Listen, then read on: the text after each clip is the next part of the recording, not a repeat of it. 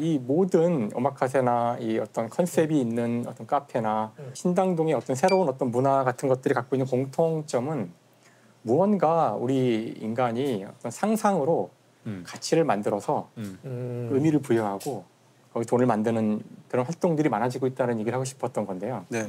이 이야기가 이제 왜 저는 중요하다고 생각하냐면은 최근에 여러 가지 뭐 기술 이슈들이 있지만 가장 중요한 이슈 가운데 하나는 이제 인공지능으로 인한 우리의 직업 문제, 우리의 일자리 문제가 맞아요. 가장 중요한 이슈 중에 하나고 그 새로운 기술에 대한 놀라움보다도 바로 일자리 걱정이잖아요.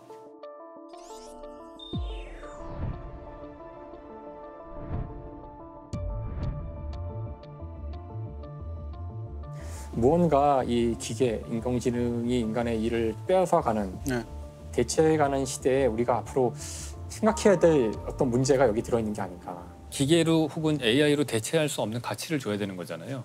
근데 이 오마카세가 그거에 적당한 예였다고 생각하는 거는 차이가 결국에는 스토리 메이킹인 것 같기는 해요. 그렇죠. 오늘 먹으신 거를 로봇이 쫙 만들면 훨씬 빨리 더 저렴하게 만들 수도 있을 거예요. 그 장식이나 이런 것들을. 근데 그 사람이 앞에서 직접 퍼포먼스를 하는 거에서 가치를 두는 거잖아요. 그래서 나의 어떤 경험과 이런 거를 이 결과물하고 섞어서, 그러니까 내 인생의 가치 이런 걸 섞어서 할 때 똑같은 물건도 의미가 달라지는 것 같이 그런 바로 거. 거기에 우리가 의미를 부여하기로 하면 그렇죠. 이제 그 직업이 살아남는 거고 만약에 우리가 그런 거를 신경을 좀 덜 쓰고 그냥 기계가 만들어줘도 충분히 괜찮다고 생각하는 순간 그 직업은 사라지는 거죠. 맞아요. 난 불안해.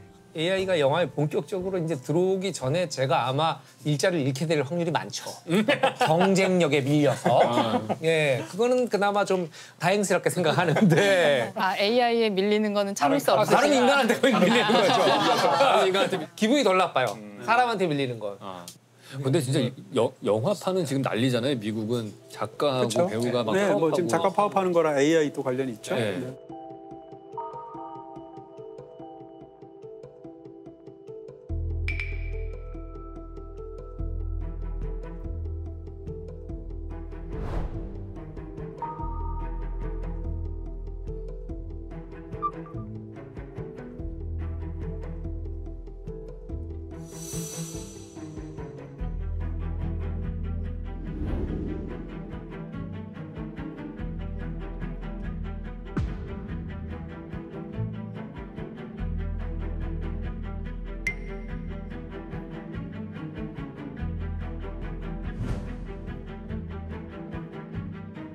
일반인들이 그 전문가의 분야를 굉장히 높게 평가해서 대체할 수 없을 것이다라고 보는 견해에 비해서 전문가들일수록 자기 견해가 훨씬 더 빨리 AI에 대체될 것이다라고 말을 해요. 다 그래요. 웹툰 작가도 그렇고 뭐 스포츠 선수들도 그렇고 저는 영화 평론도 그럴 것 같거든요. AI가 대체하기 굉장히 쉬울 것 같거든요. 제가 그 무슨 그 예술 작가의 전시를 보러 갔는데 거기에 되게 한 페이지짜리 소설이 써 있더라고. AI가 쓰는 거예요? 네. 단어 몇 개를 키워드를 주고서 몇 번 돌리니까 그 스토리가 나왔대. 그렇죠. 네. 근데 너무 흥미로운 거예요, 그 스토리가.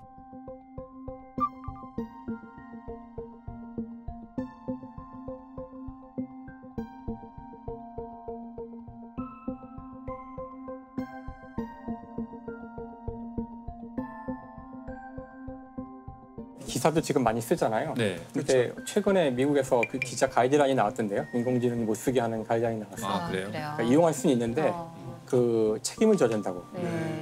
근데 뭐 배우는 어떨 것 같아요? 배우 미나 씨 쪽도 안심을 하실 때가 아니에요. 왜 어떻게 해요? 지금 막 어떻게 해요? 만들잖아요. 지금 가상. 만들어지고 네. 있잖아요. 딥페이크로 돈이 많이 들고 만들고. 기술력이 많이 지금 들어서 비싸서. 그렇지. 내 친구도 잠깐 들렀어. 인사해. 우리 학수 식구들. 안녕하세요.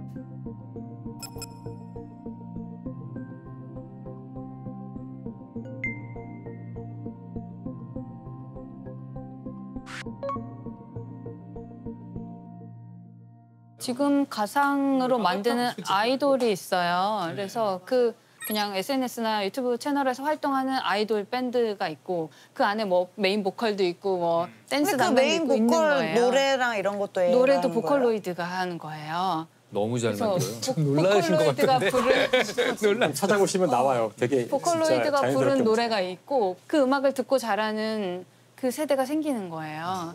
그 친구들은 그 음악에 익숙해져 있고 그런 그렇죠. 식의 노래를 부르는 창법에 익숙해지면 어쩌면은 그 노래를 더 좋아할 수도 있죠. 아니 근데 연기를 AI가 어떻게 해? 그러니까 연기가 아니라 데이터가 쌓이는 거죠. 그렇죠. 데이터가 쌓이고 근데 그 눈빛과 목소리와 우리는 안 그러냐고. 이걸 어떻게 해요? 이걸 어떻게 해?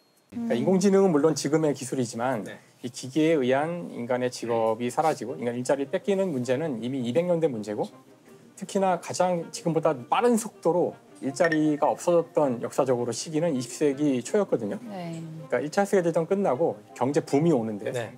그때 대규모로 일자리를 뺏어갔던 기계들은 바로 가전제품이에요. 근데 원래 가정이 하나 운영되려면 10명 정도 넘는 사람이 쉴 수 없이 일을 해야 돼요. 뜨거운 물, 차가운 물 가져오고 갖다 버리고 뭐 그때 정말 대규모로 일자리가 사라지는 걸 사람들이 보게 돼요. 하인, 하녀 같은 그때 남겨놓은 유명한 이제 저술들이 있어요. 아 이런 식으로 계속 기계가 인간의 직업을 일자리를 대체하겠구나. 그러면 미래에는 인간이 일을 안 하지 않을까? 그때 러셀이 유명한 얘기를 또 남기죠. 그 이제 게으름을 위한 찬양이라는 유명한 글에서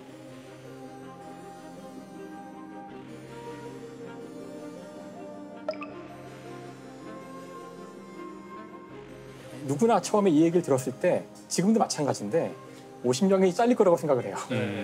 근데 러셀이 아니 왜 50명이 일자리를 잃어? 어제까지 우리가 하루에 8시간씩 일을 했다면 내일부터는 여전히 100명의 사람이 하루에 4시간씩만 일하면 되지 않을까라고 얘기를 하죠. 일하는 시간을 줄여야 한다는 거예요. 왜 우리는 4시간만 일하겠다는 답을 하지 못했는가? 그 이유는 하고 러셀이 말하는 게 바로 당신들의 노예 근성 때문이다. 우리에게는 일을 해야만 한다는 강박이 있다는 거예요. 일을 하지 않는 것을 논다고 얘기하는데 일반적으로 좋은 어감은 아니에요. 우리가 생각하는 가장 성공한 사람들은 가장 바쁠 거라고 예측되는 사람들이에요. 30년대에 비하면 지금 과학기술은 그 사람들이 상상하던 것보다 더 많이 발전했거든요. 사실 그렇게 일을 안 해도 되는 상황인 거잖아요. 좀 말씀대로면. 그래서 여기서 이제 중요한 질문이 나오는 거죠. 네. 그래서 이제 그럼 도대체 우리는 어떻게 일할 필요가 없는데 8시간씩 일을 했던 것일까 하는 질문을 할 수가 있고요. 기계가 이렇게 많이 대체하고 있다는데. 그런데 그럼 그거에 대한 답 가운데 하나가 제가 지난번에 소개했던 바로 가짜 노동이라는 책에 나오는 이야기예요. 네.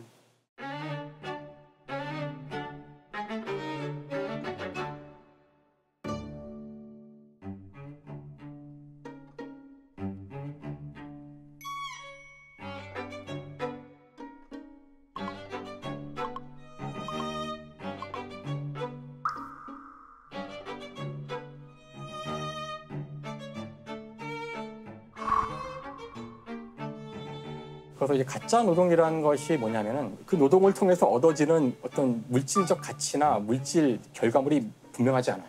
그러니까 할 때는 뭐 의미가 있어서 한다고 하지만 막상 하지 않아도 별로 큰 문제는 생기지 않는 경우들이 있어요. 이 가짜 노동에 대한 여러 증거들은 경제학에서 여러 번 나타났었어요. 예를 들어서 그 이제 파킨슨 법칙이라는 게 있거든요. 파킨슨 법칙이라 그러면 아마 모르실 수도 있는데 이렇게 얘기하면 이해하실 거예요. 공무원의 숫자는 늘어만 난다. 그 이제 파킨슨이라는 사람은 원래 해군 장교였어요. 영국에. 1950년대에 이제 이 사람이 논문을 하나 쓰게 되는데 그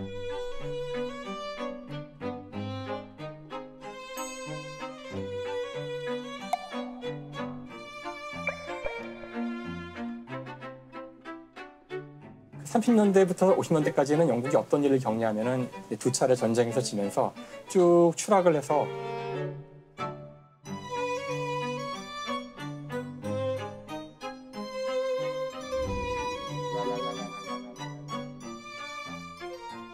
원래 영국은 세계를 지배하는 해가 지지 않는 나라를 운영하는 해군을 가진 나라인데 해군의 규모가 3분의 1로 줄어요. 전함의 숫자도 줄고 장교도 한 반토막, 한 40% 이상 이하로 줄고 그런데 이 해군을 운영하는 본부 인력은 몇 배가 늘어난, 4배가 늘어난 거야. 그러니까 자기는 해군 장교인데 그 일을 진짜로 하는 인력은 숫자가 그렇게 늘지 않았는데도 그들을 관리하는 그 조직은 늘어난다는 거예요. 가만히 보면 열심히 분주하게 일을 하고 있긴 해요. 언제나. 근데 그거를 뭐 한 달 내에 하라 그래도 마치고 15일 내에 하라 그래도 마치고 뭐 일주일 내에 하라 그래도 마치는데 그래서 이제 이게 파킨슨이 얘기했던 법칙 가운데 하나인데 주어진 시간에 관계 없다는 거예요.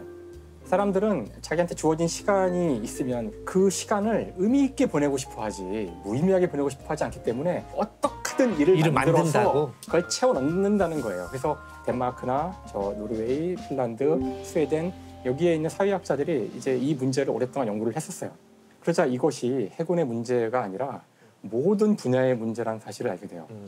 공무원이건 어디건 어느 조직이건 사기업이건 어디건 간에 특히 이제 사무직 근로자, 화이트 칼라 근로자들을 1대1로 진짜 너 내가 그 신변 보장해 줄게 이렇게 얘기를 해보면 많은 사람들이 자기가 하는 일은 사실은 별로 의미가 없어. 이거 안 해도 그냥 회사는 굴러가는데 나는 왜 하는지 모르겠고 회사에 나와서 그냥 시간만 때우고 있는 경우도 되게 많고 제가 가끔 얘기하거든요. 누가 막 내가 야 오늘 쉬어. 저 오늘 나가야 돼요. 너 없어도 돌아간다. 뭐 이런 얘기를 하잖아요 우리가 흔히. 돌아가면 더 무섭지. 내가 없어도 잘 돌아간다는 걸 숨기기 위해서 출근하는 거잖아요. 그 가짜 노동의 저자들이 하고 싶었던 이야기는 4시간만 일하면 되는 사회를 이미 만들어 놓고도 8시간을 일해야 된다는 강박에 빠져서 그 나머지 4시간을 무언가로 채우고 있는데 나 너무 바쁜데 가면 안 될까? 그러니까 모두가 바쁘다고. 왜냐하면은 자신이 바쁘다고 하지 않는 순간 자신의 일자리는 위험해지고 쓸모없기 때문에 누구도 자신의 일이 가치 없다고 얘기하지 않고 심지어 그렇게 믿어요. 하지만 이 전체의 프로젝트가 굴러가는데 이런 일들이 정말 이런 시간들이 정말 필요했는지를 따지고 나면은 상당히 많은 것들이 가짜 노동이라는 것을 책이 고발하고 있고요. 이 가짜 노동의 대표적인 예가 몇 개 들어있어요. 이런 거가 예인데 회의가 대표적인 예라고 나와요. 그러니까 그 회의에 들어가서 내가 아는 얘기만 듣고 나온다거나 결정사항이 하나도 없다거나 그러니까 그런 회의가 절대 전형적으로 가짜 노동에 해당하는 회의인데 그러니까 그 회의를 한다는 게 가장 합리적으로 보이는 행동이라서 시간을 보내는 의견을 조율한다는 것에 대해서 중요한 가치를 두기 때문에 되게 또 민주적으로 보이기도 하고 끝없이 회의를 하는데 어떤 회사들은 이걸 15분으로 딱 줄이자 오히려 사람들이 모여서 아주 집중해서 회의를 빡빡빡 하고 끝내고 실제로 많은 회사들이 회의를 없앴을 때 생산성이 높아져요. 그러니까 회의도 아주 중요한 가짜 노동의 예 중에 하나고 그 남들이 보기에 별로 중요하지도 않고 하나만한 프로젝트가 있는데 신입이 들어왔거든요. 너 이거 해봐. 그러니까 신입한테 당장 줄 일이 없기 때문에 그 일을 준 건데 열심히 하는데 사실 그게 하나만한 일을 하는 경우죠. 이런 경우도 얘가 하나 있고. 노동이 신성한 거야. 사람은 일을 해야 돼. 일하지 않으려면 먹지도 말아야 돼. 이런 식의 어떤 관념들이 퍼져 있잖아요. 부분적으로 좀 맞다고 생각하고요. 근데 아닐 수도 있다는 생각이 드는 게 제가 예전에 아우슈비츠를 간 적이 있거든요. 아우슈비츠 수용소에 지금도 그대로 남아있는데 이 정문에 이렇게 철문에 글자를 만들어서 새겨서 놨어요. 뭐라고 써있냐면 아르바이트 마크트 프라이라고 써있거든요. 독일어인데 노동이 너를 자유케 하리라 이런 뜻이에요. 무슨 얘기인가 하면 아우슈비츠에서 계속 강제 노동을 시켰지 않았겠어요? 근데 강제 노동을 시키면서 우리가 너희를 착취하는 거야. 네가 유대인이니까 죽일 때까지 몰아붙이는 거야 라고 하지 않고 네가 하는 노동은 신성한 노동이야. 노동이 너를 자유케 할 거야 라고 명분을 붙인다는 말이에요. 그러니까 거기에 대해서 일을 하던 아우슈비츠의 노동자들이 이 글자를 만들 때 저항을 해요. 어떻게 저항하냐면 아르바이트에서 B자가 있잖아요. 근데 B자가 위가 작고 밑에가 크잖아요. 이렇게. 이걸 반대로 씁니다. 그래서 위를 크게 밑에를 작게 B자로 만들어요. 그러니까 우리는 너의 뜻을 인정하지 않는다. 그것을 말할 수는 없지만 라는 뜻이고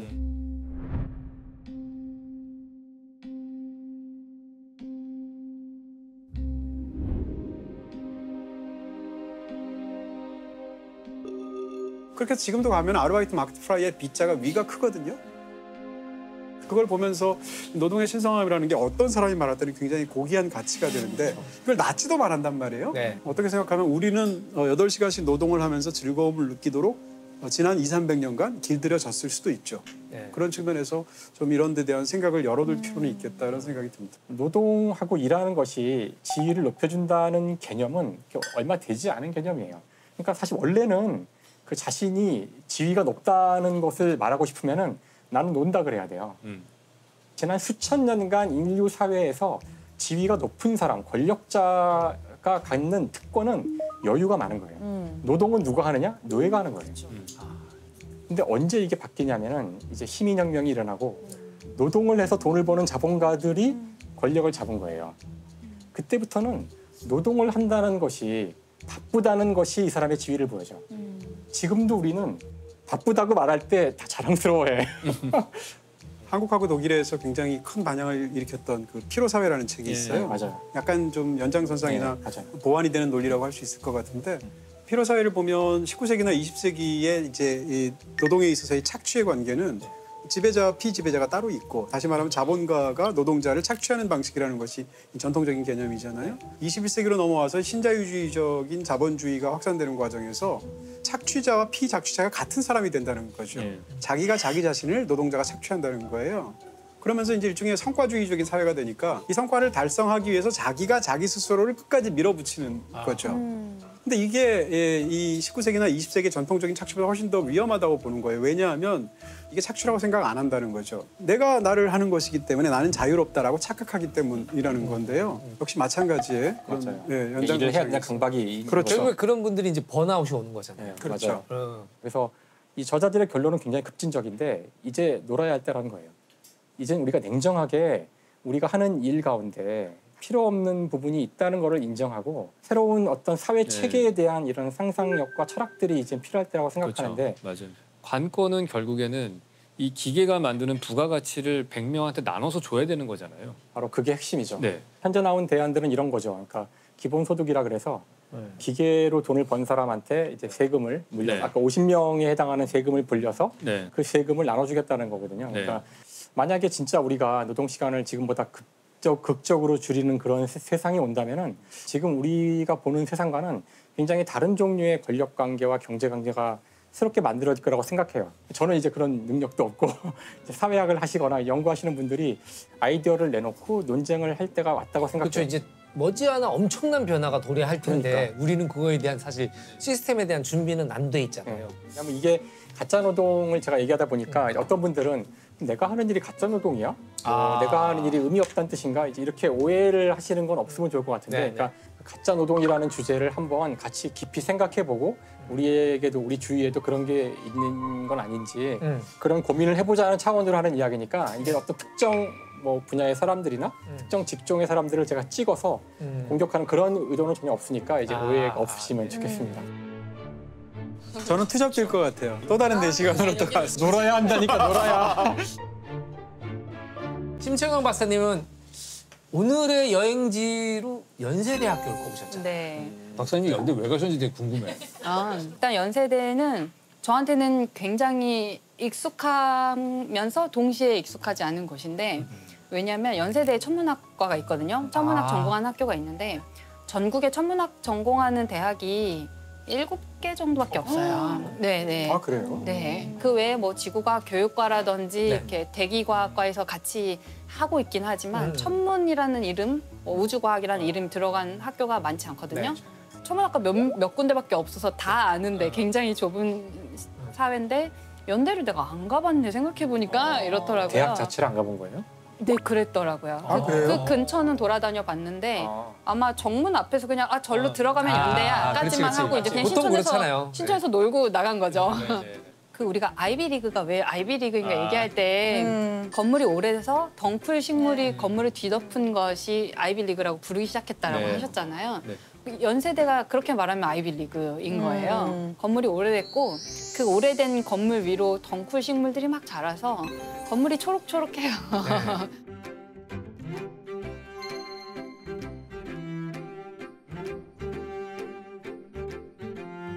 이쪽으로 가야 되나요?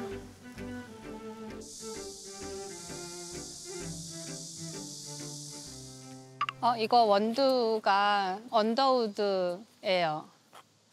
원두 신학관이라고 써 있잖아요. 언더우드 님의 한국 이름이에요. 그래서 여기 이제 연희 전문 학교 시절에 처음 이 학교 설립하고 여기서 강의도 하고 하시는데 많은 영향을 끼쳤던 이제 미국인 선교사들 이제 서양 선교사들 몇 분 계신데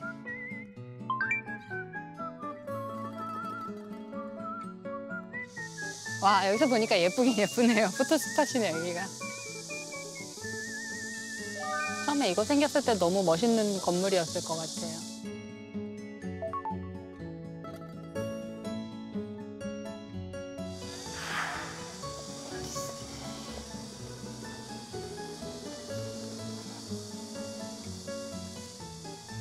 신의 메신저, 주님을 따르는 사람, 한국의 친구. 1927년 엄청 오래전에 저렇게 잘 만들었네, 동상을.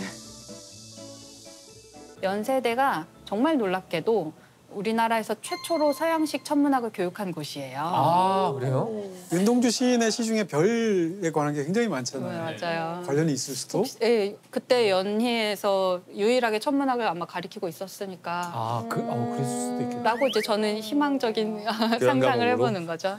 연세대가 처음에 이제 연희 전문학교로 시작을 네네. 했는데 1915년쯤에 이제 시작을 해서 수물과가 아까 얘기하신 수물과가 있었어요. 천문학과는 그때 아니었고, 수학물리학. 네, 이 수물과가 말하자면 지금으로 치면 이과대학, 자연대학인 거의 역할을 다 한 거예요. 당시에 이제 교육봉사를 하러 온 선교사들이 화학이라든지 수학이라든지 천문학이라든지를 가리킨 게 우리나라에서 근대식 서양식 천문학을 가르친 거의 최초의 기관이고요.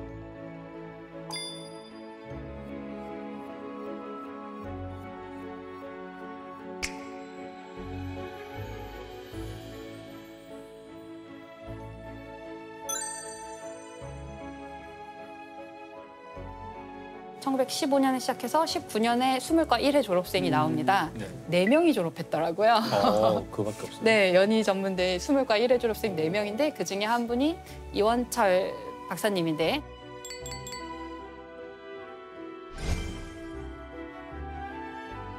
원래 엄청 되게 계산도 빠르고 그러기로 유명하셨대요. 공부를 굉장히 잘할 것 같은 사람이어서 그 연희 전문을 보냈고 거기서 학부를 졸업한 다음에 모교에서 강사를 하세요. 그러니까 학부 졸업한 졸업생이 와서 후배들을 가르치고 있는 거예요. 그러고 있는 동안에 이제 거기 원래 천문학을 가르치던 선교사분들이 이 친구 너무 아까운 거예요. 여기다가 모교에서 강사만 하고 있기에는 아깝다고 생각하셨나 봐요. 그래서 유학 가서 장학금 받을 수 없나? 이런 거를 막 수소문하셔서 장학금도 마련해줘서 미국 유학을 보냈어요. 근데 일제 강점기 때였던 거 아니야? 그러니까요. 굉장히 힘든 일이죠. 네.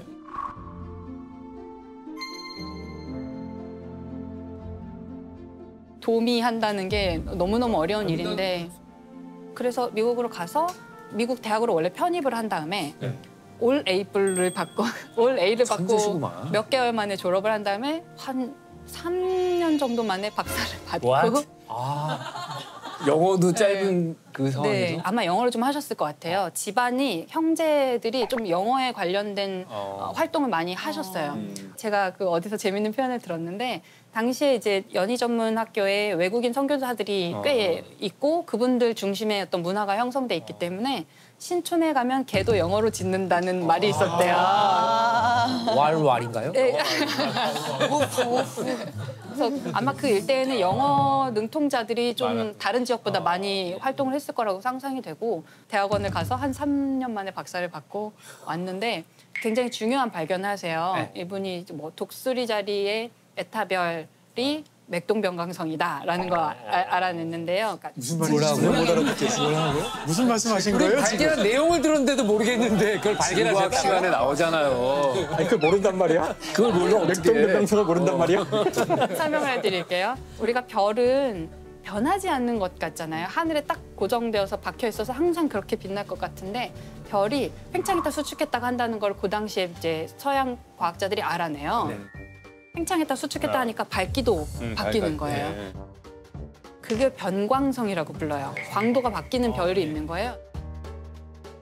이원철 박사님의 그 관측을 통한 박사학위 논문이 그걸 증명하는 관측적 증거를 딱 엄청나다. 제시한 거예요.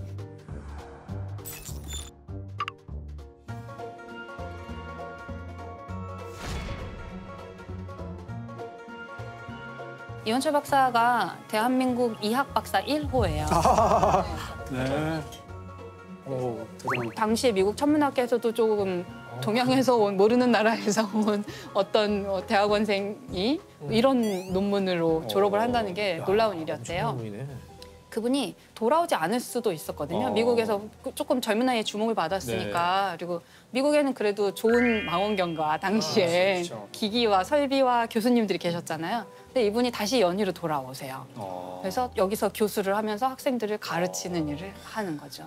당시 천문학과도 아니고 그냥 수물과였는데 지금 언더우드관이라고 불리는 연세대 그 덩쿨이 가장 많이 있는 그 건물 옥상에 최초의 현대식 굴절 망원경을 거기 설치를 한대요. 나중에 그 망원경을 일제가 전쟁 물자로 징발해 갑니다. 그래서 없어졌어요. 일제. 네. 그러니까 이분이 그런 미국적인 정서, 미국의 대학 어떤 민주와 자유, 진리 이런 걸 중요시하던 미국 대학의 시스템에 익숙해져 있고 그런 걸 좋아했던 사람이니까 이분도 일본의 그런 압제에 순응하지 않는 사람이었고 그래서 끝까지 창씨 개명도 안 하고 계속 일제의 어떤 압박에 전혀 응하지 않으니까 해임을 2번이나 당했다고 하더라고요. 어쨌든 그런 과정 속에서 계속해서 학생들한테 천문학을 가리키고 과학을 가리키는 일을 끝까지 해내셨던 분이죠. 서양식 체제가 아직 완전히 다 들어오지 않았던 시대고 해방되고 나서 아직 이제 기틀을 잡지 못한 게 너무 많았던 시대잖아요. 그래서 과학계에서 여기저기에서 이렇게 홍반장처럼 나타나서 예, 홍반장. 여기저기에서 많은 역할을 해주신 것 같아요.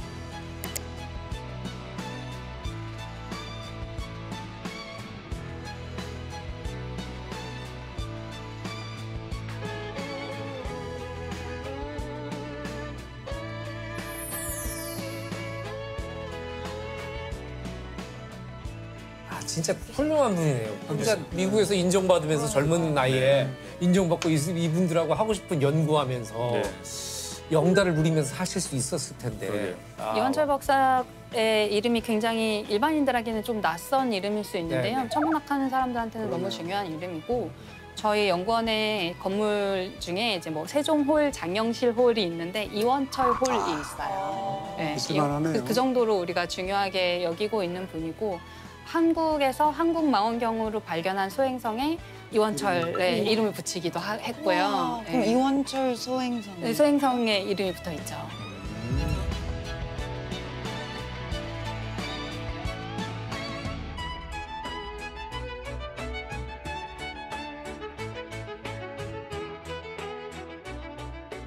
그러니까 연희 전문이 중요한 이유가 그 당시는 사실 우리나라 최고의 학부는 지금의 서울대학교, 경성제국대학이었는데 경성제국대학에는 이공계가 없었어요. 그래요? 일제가 만들지 않았어요. 기술을 키우는 걸 싫어해서. 기술 같은 거를 배우는 것이 당연히 위험하다고 생각했겠죠.